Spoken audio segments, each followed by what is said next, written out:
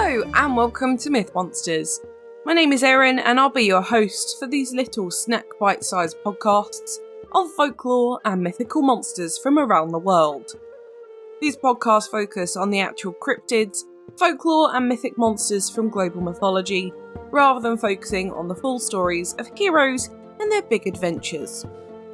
I'll also be dropping in some references that they have to recent culture and where you can see these represented in modern day content so that you can learn more and get as obsessed as I am about these absolute legends of the mythological world. Gosh, March has marched in quickly and thank goodness spring is on its way because it is so cold here at the moment. I'm very excited to get some warmer weather to sweep through the UK, and it's also getting close to my birthday as well as the 3rd year anniversary of the podcast. So that's pretty nice. We're heading back closer to home in Eastern Europe this week to have a look at a monster that is represented within different countries, but technically the same mythology. It is the Kikimora from Slavic mythology this week. The Kikimora is a household spirit, however there are 2 different versions of her, so it's best to start with that first in terms of description. The usual household one, or forest Kikimora, is described as a dog, goat, or chicken-headed woman, but can use animal parts for any part of herself. She is also able to appear as a beautiful woman to some, as well as young girls and ugly dwarves with pointy heads. These monsters are the wife of the Slavic monster the Domovoy, which were the male equivalent of the Kikimora and are also household spirits. This version is sometimes known as the forest version of the Kikimora, but she can appear in towns and graveyards where she can also imitate dead family members for the people whose house she inhabits. The other version of this monster is the swamp Kikimora, which is usually depicted as a hunchbacked, thin old woman who wears moss and grass for clothes. She is said to be a lot more ruthless than her forest namesake, happy to kidnap and murder passers-by and drown them in the bog that she lives in. If she makes her way into your home, you'll be able to tell with wet footprints or wet furniture that she leaves in her wake. During this visit, she can kidnap your child and leave a log in its place, which is pretty rough. This Kikimora is married to the forest king Leshy, another monster who we've covered in another episode. Both versions of the Kikimora are the same in regards to their powers though. They both have the power of invisibility, shape-shifting and dream-walking. The latter is probably the coolest and what they're most well known for, but they all kind of fit in together in regard to what she would generally be doing. A Kikimora would get into your house through the keyholes, be invited or not, and if the house was left untidy, the children neglected or the husband abusive, it would come and give you nightmares. It would sit on your chest, strapping your arms down so you couldn't struggle and strangle you whilst you slept. Slavic mothers tell their children to hide their heads in their pillows or look away from the Kikimora if they sense this coming into their room, as a glance into her eyes is a definitive and quick death. To stop this, they would stuff keyholes with cotton or paper to restrict her movement around the house and seeing that she can't get access in the first place. They could also enter the dreams of the house's inhabitants, giving them sleep paralysis or nightmares. In men's dreams, she would tempt them as beautiful women, only to reveal herself as this chicken-headed monster once they got too close. In women's dreams, she would taunt them with images of other women, making them jealous and suspicious of her husband.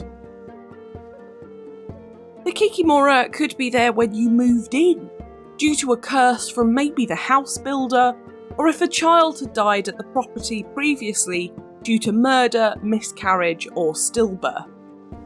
She lives mostly within the hearth, the cellar or the pantry of the house, in nooks and crannies, waiting for the night to start her stalking. You could get rid of a resident Kikimora by putting a broom upside down on the back of any doors, saying an elaborate prayer before bed, making the sign of the cross on your pillow, or strapping a belt onto your bed sheets.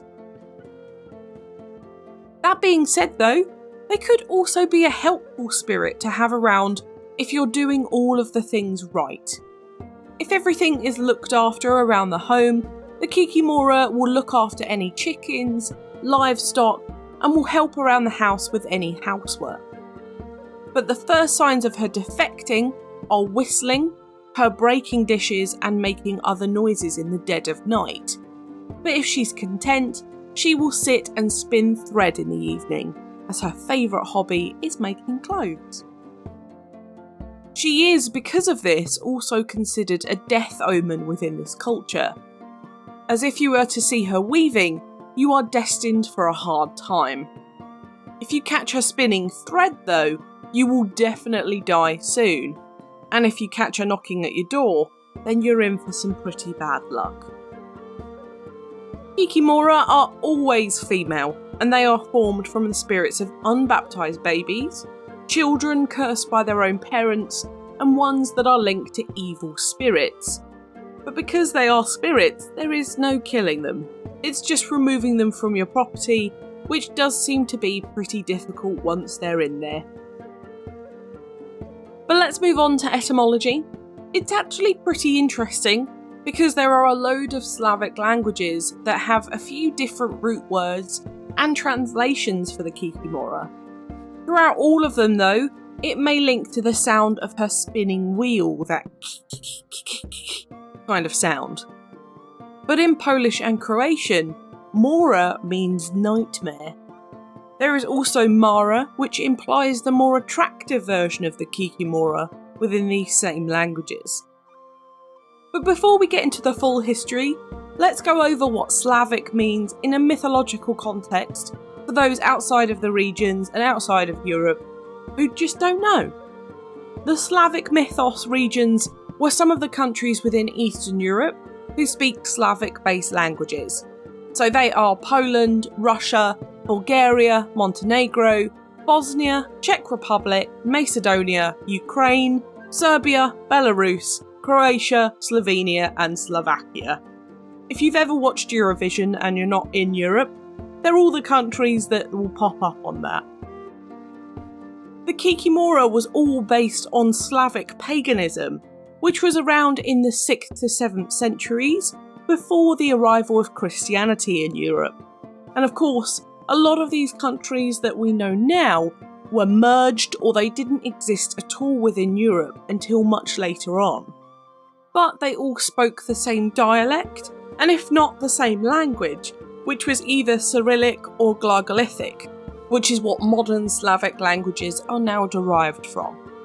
So yes, whilst Slavic monsters are considered European, they are also very independently Slavic in their own right and attached to a different European culture. Not that each country in Europe isn't unique with culture, but the language-linked ones are usually quite similar. For example, Germanic and Romantic language countries are usually all influenced by each other mythologically due to the invasion of land and influence through those territorial changes and migration of people throughout the continent. This monster doesn't have a very definitive beginning to its history, but we do know that it came from those Slavic pagan times, which ended in around the 13th century when Christianity came in. However, belief in the Kikimora did not dissipate when the mainline religions came into Europe, and they are still widely believed in due to their link to the demonic, which is only supported by the Christian Church. And not supported literally, just backed up by the Christian Church. But there still is a really heavy folklore presence within Slavic countries, which thankfully is still very present to this day. And the Kikimora represents taking care of your home and family and the consequences of not doing so. They were also known to show up at big events and foretell bad things happening. And so people would use the Kikimora as an explanation but also a comfort if something like a family member or friend passed away, rather than thinking of them as the reason they passed away. So they wouldn't blame the Kikimora, they would more use it as, well, we saw a Kikimora turn up, so we were kind of expecting it.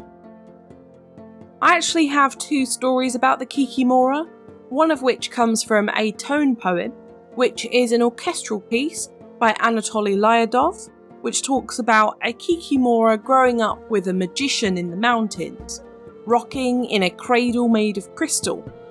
After 7 years, she finally reaches maturity and crawls out, tiny and whittled away by the rock, being no larger than a thimble or any thicker than a tiny bit of straw. She spins flax all day with evil intentions for the world thanks to her upbringing.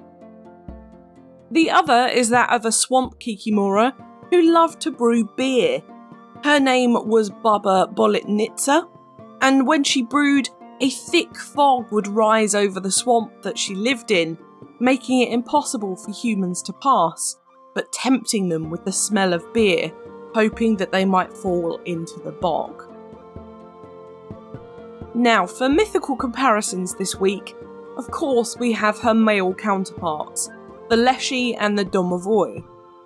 The Leshy is a wandering forest god, as I said earlier, and a shapeshifter who rules over the entire forest.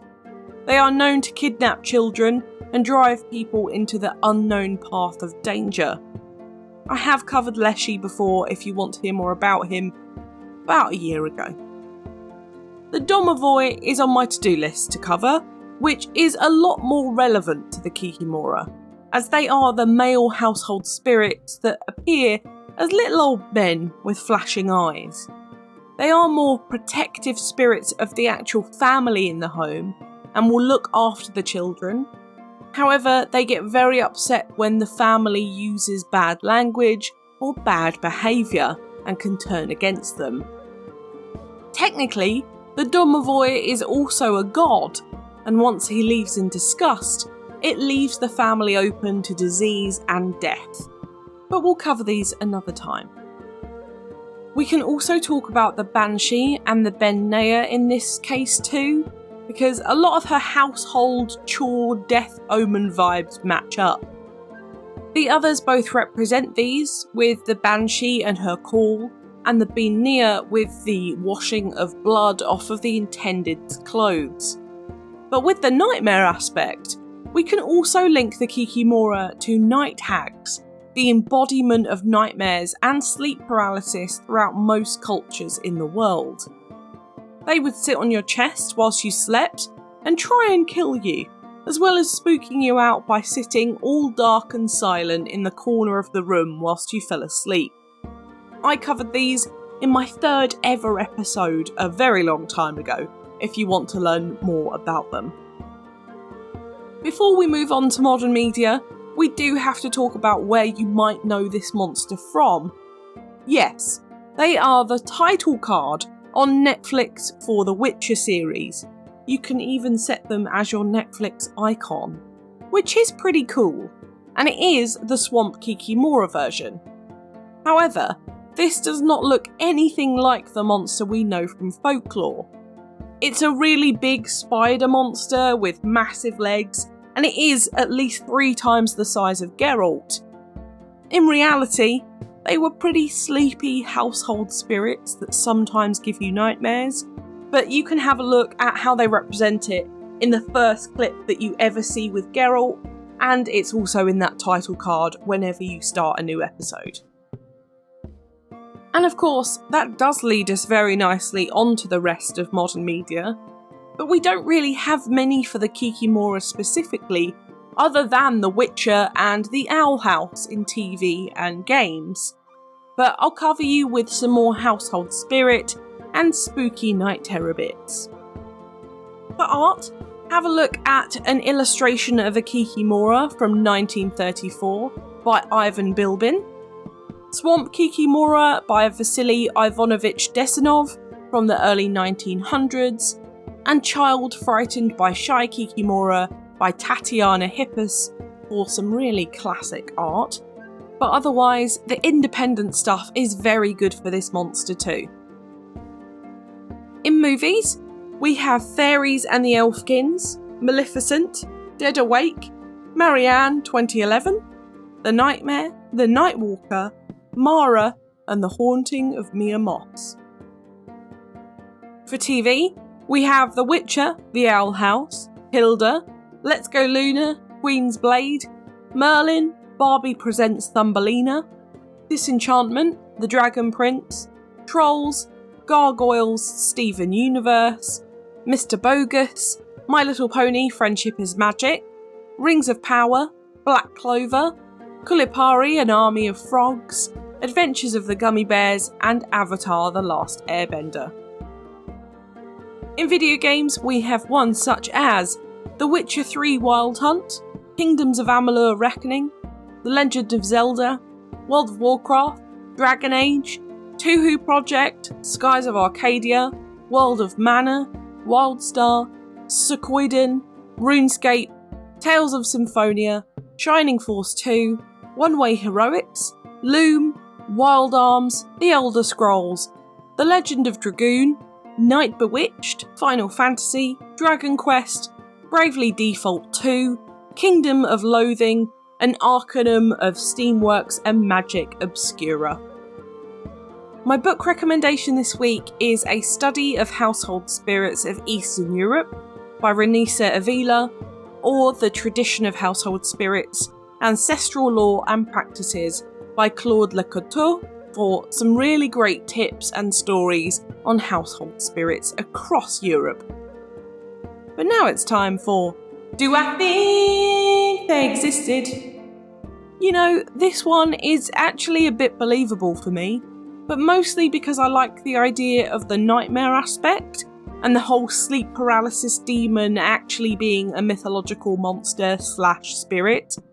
But what I don't like is the actual idea of it. The concept of a chicken-faced lady coming to watch over me and then, potentially, if I catch a glimpse of it, I'll die, really freaks me out. But I will say that I enjoy that she might do my cleaning up for me if I treat her right.